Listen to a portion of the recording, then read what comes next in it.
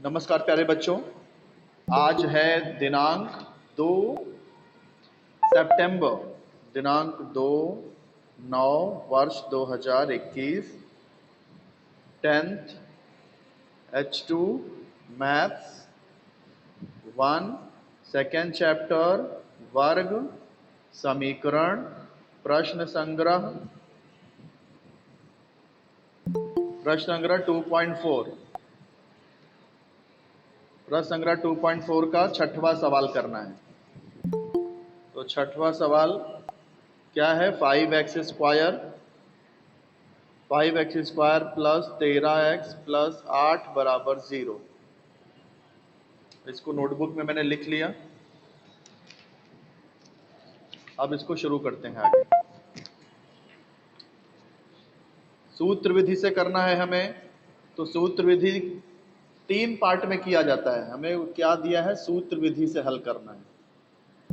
सूत्र विधि में सबसे पहला स्टेप है कि ए बी सी का मान ज्ञात करना। तो ए का मान यहां पर क्या है? देखो बताओ, ए का मान क्या है? 5 है। एक्स स्क्वायर का जो गुणांक है वो ए होता है। बी का मान 13, सी का मान 8। तो ये पहला पार्ट खत्म हो गया। दूसरा पार्ट है बी स्क्वायर माइनस 4ac का मान ज्ञात करना है। तो देखो बी स्क्वायर, लेकिन बी 13 है, बी 13 है तो बी स्क्वायर का मतलब हो गया 13 स्क्वायर माइनस 4, ए है 5, सी है 8। 13 का वर्ग 169 होता है। 4 पंचे 20, 20 अठे 160।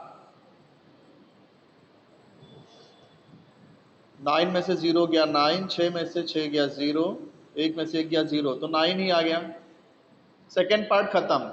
थर्ड पार्ट क्या है? थर्ड पार्ट है सूत्र लिखना। सूत्र कैसे लिखते हैं? यहाँ ये जो समीकरण है वो x में दिया है, तो x बराबर minus b plus minus root of b square minus 4ac upon 2a, ये सूत्र है।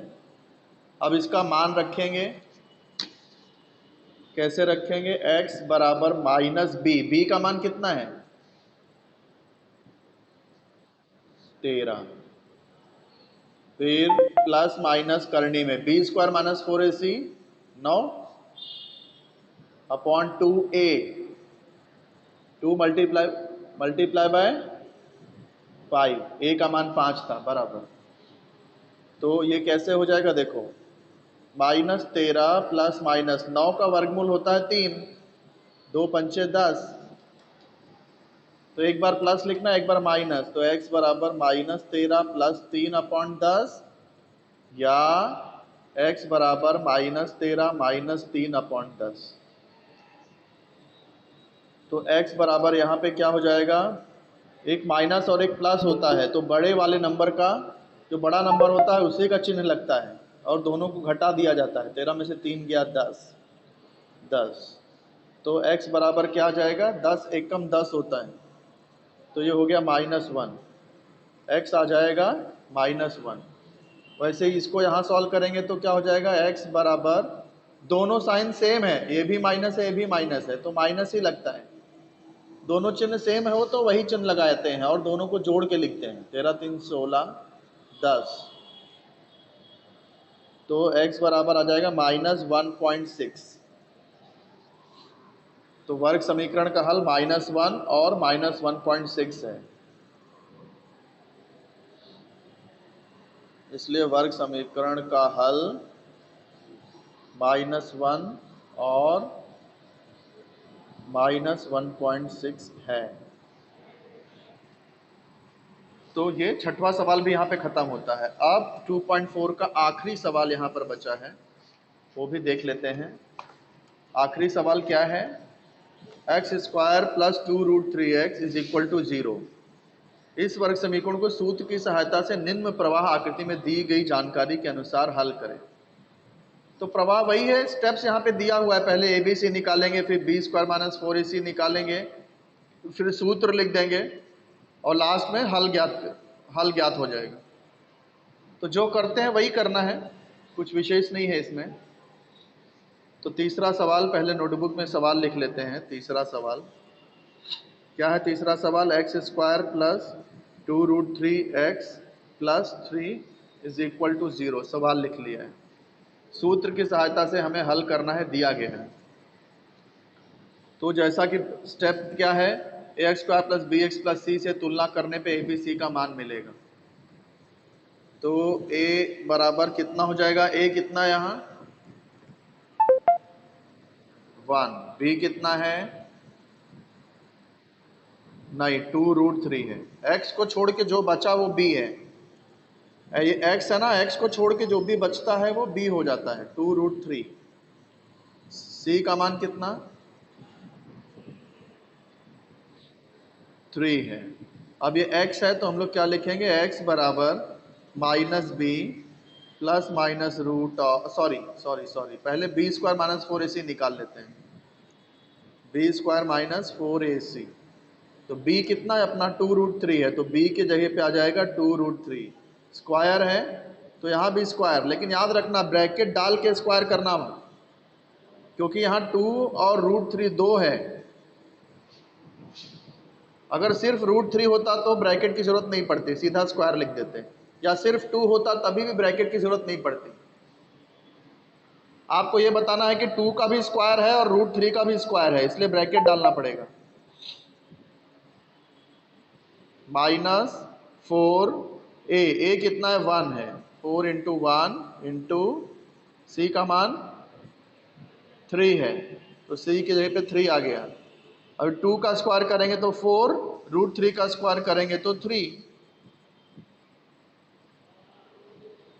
माइनस 4 एकम 4, 4 तिहाई 12, 4 तिहाई 12 माइनस 12, तो 0 आ गया ये।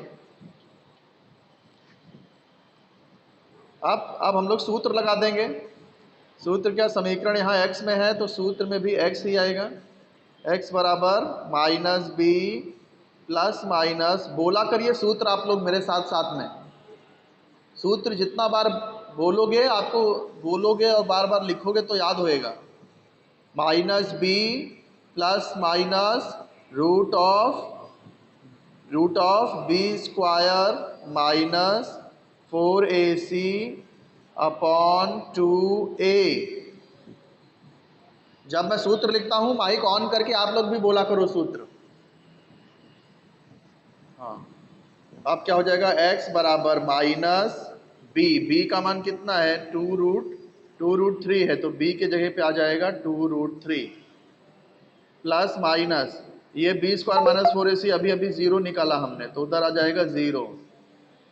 फिर 2 इंटू ए कितना है 1 है, तो a के जगह पे 1 आ गया, तो x इज इक्वल टू, ये पूरा 0 हो गया, 0 का वर्गमूल 0 हो जाएगा, तो 0 हो गया तो प्लस माइनस भी चला गया, तो सिर्फ क्या, और ये 2 भी कैंसिल हो रहा है, देखो 2 भी कैंसिल हो रहा है, तो माइनस √3 अपॉन 1 यानी माइनस √3 ही आप यहाँ पे आंसर आएगा। सिर्फ एक ही मूल है यहाँ पर, तो वर्ग समीकरण का मूल माइनस √3 है। वर्ग समीकरण का मूल माइनस √3 है। तो यहां से आपका 2.4 खत्म होता है। अब आगे शुरू करें। हाँ, अब आगे शुरू करता हूं मैं बेटा। आपको मूल तो निकालने आ गया, मूल जिसे हम लोग हल कहते हैं वो निकालने आ गया। अब हम लोग मूलों का रूप समझेंगे, कितने प्रकार के मूल होते हैं। ठीक है, तो देखो मूल कुल 3 प्रकार के होते हैं। पहला जो मूल है वो वास्तविक तथा समान, दूसरा जो प्रकार है वास्तविक और असमान, और तीसरा जो प्रकार है मूल वास्तविक संख्या ना होना, मूल वास्तविक संख्या ना होना तथा असमान।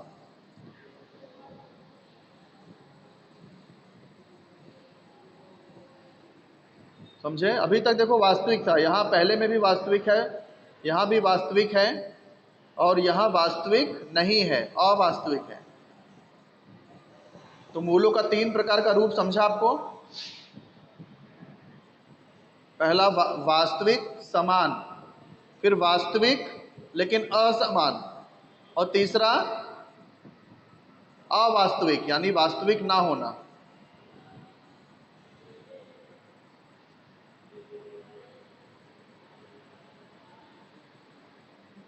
बात समझे कि नहीं? अब ये जो तीनों प्रकार है ये इस पर निर्भर करता है, b² - 4ac is equal to, ये सॉरी इसका जो मान है उस पर निर्भर करता है।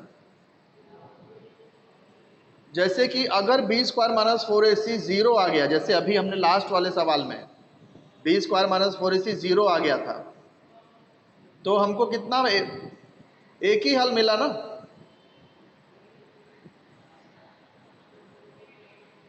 यानी दोनों हल समान ही है, एक्चुअली 2 हल होते हैं लेकिन दोनों हल एक ही है।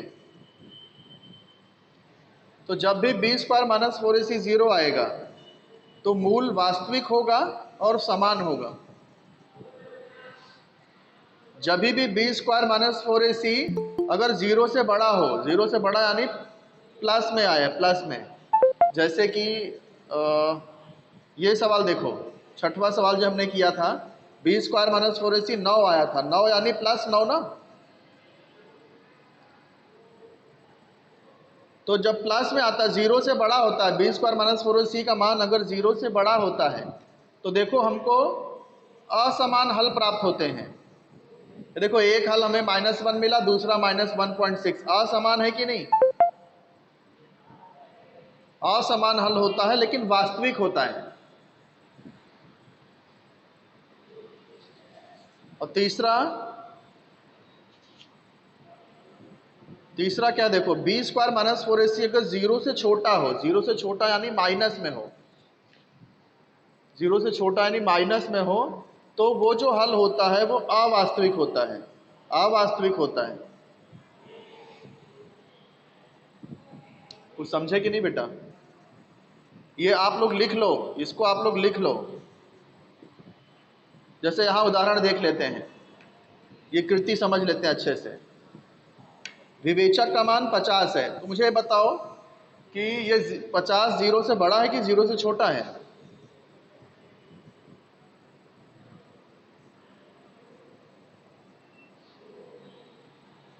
जीरो से बड़ा है, तो यहाँ मूल का स्वरूप क्या होगा?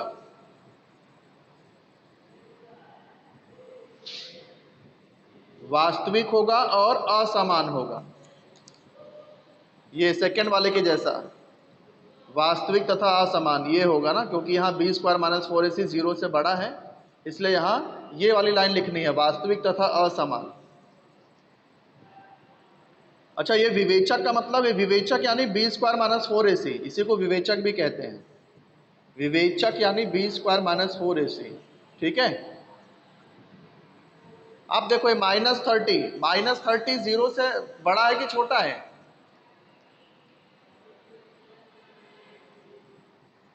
जीरो से छोटा है, तो मूल का स्वरूप क्या होगा? अवास्तविक होगा। वेरी गुड, अवास्तविक। फिर यहाँ पे 0 दिया है, विवेचक 0 दिया है, तो मूल का स्वरूप क्या होगा? हाँ, वास्तविक तथा समान, जैसा कि पहला मैंने बताया था, सबसे पहला वाला, वास्तविक तथा समान।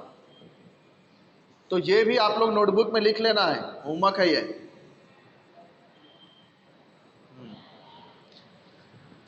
अब हम थोड़ा सा उदाहरण देख लेते हैं, फिर आगे बढ़ेंगे।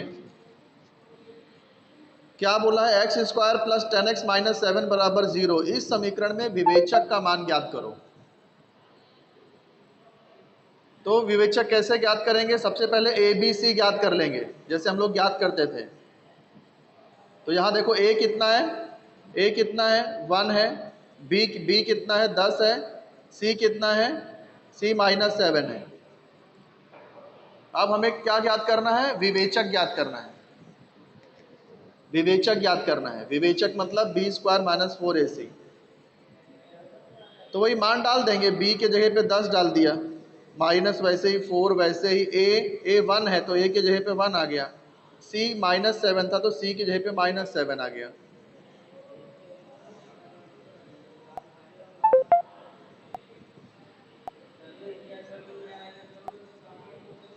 यहाँ तक समझ में आ गया होगा।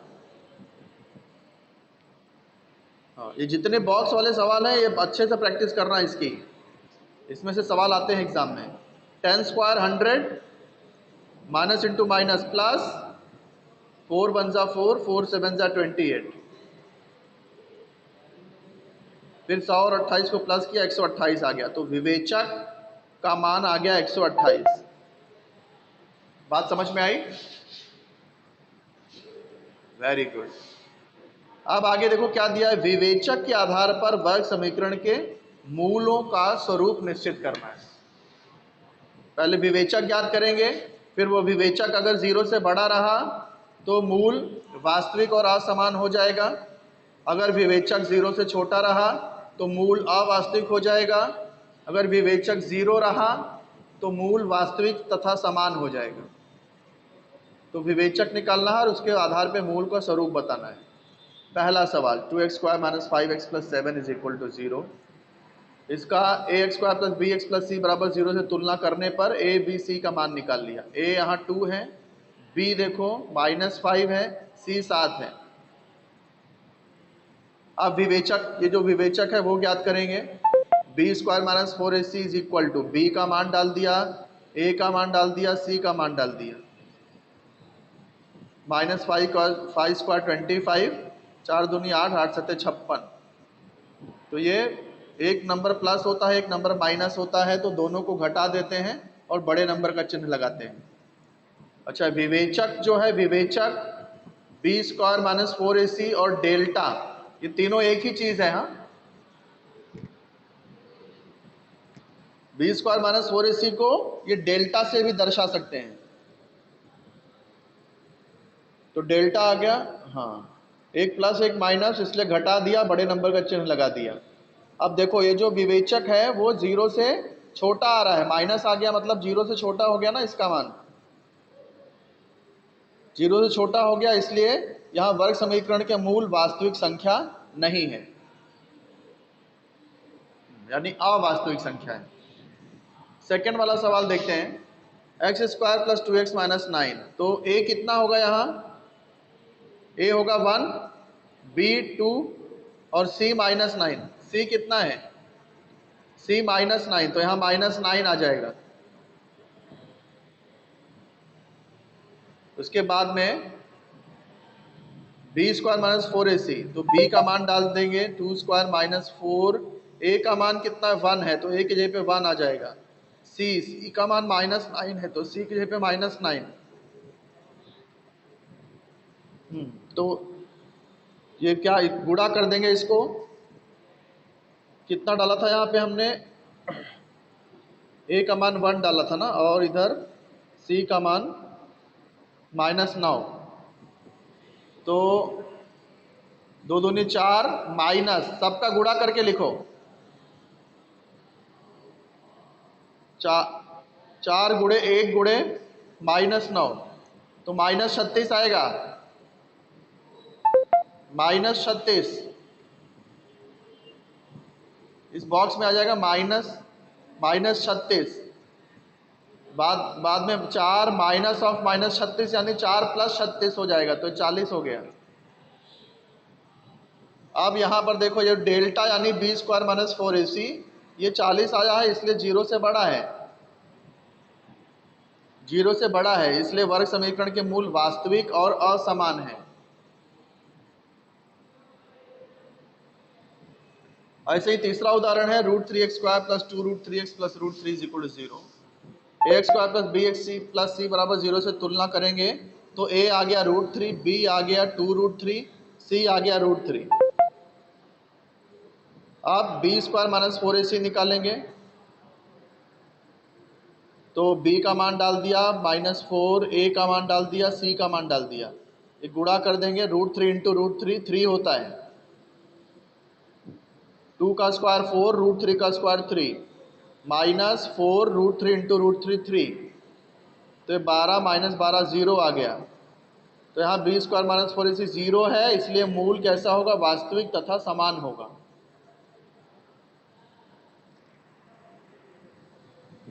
चलो आगे बढ़ते हैं। आगे जो है, आगे जो भी चीज़ें हैं सब ओमिट कर दी गई, रिड्यूस कर दिया गया है। ये सूत्र वगैरह जो है वो पूरा पेज रिड्यूस है, 46 पेज पूरा कैंसिल है, इसमें से कुछ भी एग्जाम में नहीं आएगा। ऐसे अगला जो पेज है, पेज नंबर 47, वो भी पूरा रिड्यूस है, एग्जाम में नहीं पूछा जाएगा। पेज नंबर 4 क्या बेटा? नहीं, 2.5 भी आएगा ना, लेकिन सारे सवाल नहीं आएंगे 2.5 के। हाँ, अब हमें ये दिया, अब ये सीखेंगे कि अगर मूल दिया है तो वर्ग समीकरण कैसे प्राप्त करने का। अगर किसी वर्ग समीकरण का मूल दिया है तो उसका वर्ग समीकरण कैसे निकालते हैं, ये हम सीखते हैं, जरा सीख लें। जैसे मान लो कि अल्फा और बीटा ये किसी एक्स चरांक वाले वर्ग समीकरण के मूल हैं, तो अब वो समीकरण कैसे निकालेंगे? तो देखो, ये जो मूल है वो अल्फा और बीटा है, तो x बराबर अल्फा, x बराबर बीटा। हाँ, तो सीधा सूत्र पे ही चले आओ बेटा। ये सूत्र, सीधा सूत्र पे ही, ये हल करना नहीं सिखा रहा हूं मैं, डायरेक्ट काम की बात पे आ जाते हैं। ये सूत्र देखो क्या है, जैसे एक्स स्क्वायर, आपको वर्ग समीकरण अगर x में लिखना है तो एक्स स्क्वायर लिखना, फिर माइनस ब्रैकेट में अल्फा प्लस बीटा, यानी ये जो दोनों मूल दिए होंगे उन लोग का प्लस, ब्रैकेट के बाहर x plus alpha into beta, दोनों मूल का गुणा कर दो बराबर 0। तो इस तरह से आपको वर्ग समीकरण में ये सूत्र लिख लो, ये काम आएगा। अल्फा और बीटा अगर दिया है तो वर्ग समीकरण कैसे ज्ञात करते हैं, यानी इसको अगर देखें तो एक्स स्क्वायर माइनस मूलों का योगफल इंटू एक्स प्लस मूलों का गुणनफल बराबर 0, यही फॉर्मेट है ये। तो दो मूल दिया है तो इस सूत्र की सहायता से वर्ग समीकरण ज्ञात कर सकते हैं। जैसे यहाँ देखो, एक मूल क्या दिया है 10, और एक, अच्छा, मूलों का योगफल दिया है 10 और मूलों का गुणनफल दिया है 9। तो जैसे सूत्र मैंने आपको बताया, उस सूत्र के हिसाब से समीकरण कैसे लिखेंगे? पहले एक्स स्क्वायर आएगा माइनस मूलों का योगफल कितना है 10 है, तो यहाँ आ जाएगा 10x प्लस क्या होता है? मूलों का गुणनफल होता है, तो मूलों का गुणनफल यहाँ 9 दिया है तो यहाँ 9 आ जाएगा। उसके बाद बराबर के बाद 0, तो यहाँ आ जाएगा 0। तो यहाँ मूलों का योगफल 10 आ जाएगा, यहाँ मूलों का गुणनफल 9 आ जाएगा। समझे? आगे अल्फा 2 दिया है, बीटा 5 दिया है। अभी तक देखो योगफल और गुणनफल दिया था, लेकिन अब योगफल और गुणनफल नहीं दिया है। एक मूल 2 दिया है, एक मूल 5 दिया है, तो हमको ये योगफल गुणनफल निकालना पड़ेगा। कैसे करेंगे? देखो, सबसे पहले एक्स स्क्वायर आ जाएगा, फिर माइनस आ जाएगा। अब यहाँ पर क्या करते हैं? दोनों का योगफल लिखते हैं, योगफल। तो 2 प्लस 5, दोनों का योगफल, ये x वैसे ही, प्लस यहाँ पे क्या लिखा था? दोनों का गुणनफल लिखा था, तो गुणनफल क्या आएगा? 2 2 गुणे 5, 2 गुणे 5 आ जाएगा बराबर 0। तो ये एक्स स्क्वायर हो गया। एक मिनट, यहाँ तो 1 है, हाँ, एक्स स्क्वायर का कोई गुणांक ही नहीं है तो ये 1 रहेगा यहाँ। और 2 प्लस 5, हाँ, 2 प्लस 5 करेंगे तो 7 आएगा, तो यहाँ 7x आ जाएगा। हाँ, तो 5 2 7 हो गया, और इधर 5 गुणे 2 तो 10 आ गया, 10, इधर 10 आ जाएगा। आगे बढ़ते हैं। आगे देखो, वर्ग समीकरण के मूल -3 और -7 दिया है, तो समीकरण बनाना है। तो एक मूल को अल्फा मान लिया, दूसरे मूल को बीटा मान लिया। तो जैसा हमने देखा, हमको इनका योगफल भी चाहिए और गुणनफल भी चाहिए, तो एक बार इनका योगफल निकाल लिया। -3 प्लस -7 करेंगे तो -10 आ गया। फिर इनका गुणनफल निकाल लो, अल्फा इंटू बीटा, -3 गुणे -7, गुणनफल निकाल लिया। अब वर्ग समीकरण जो होता है उसका सूत्र लिख दो, x square minus alpha plus beta x plus alpha beta 0। तो एक्स स्क्वायर हो गया, फिर माइनस अल्फा प्लस बीटा कितना हो गया -10, और ये एक्स वैसे ही प्लस अल्फा इंटू बीटा कितना 21 है, तो अल्फा इंटू बीटा की जगह पे 21 आ गया बराबर 0। X square minus minus plus, ये 10x हो गया प्लस 21 बराबर 0। ये हो गया वर्ग समीकरण। आपका टाइम हो गया बेटा, यहीं पर लेक्चर स्टॉप कर रहा हूँ। मुझे ये बता दो कितने लोग अटेंड किए थे? 18 लोग हैं टोटल। ओके ठीक है बेटा। तो मैं क्या बोल रहा हूँ कि ये जो 2.5 है ना, 2.5 में ये तीसरा सवाल कैंसिल है। तो ये पेज नंबर 49 पे जितने भी सवाल है वो जरा आप लोग ट्राई करिए ना, यही आपका होमवर्क है। चलो अब एक एक करके लेफ्ट हो जाओ बेटा, ठीक है। बाय बेटा, बाय बाय बाय बेटा।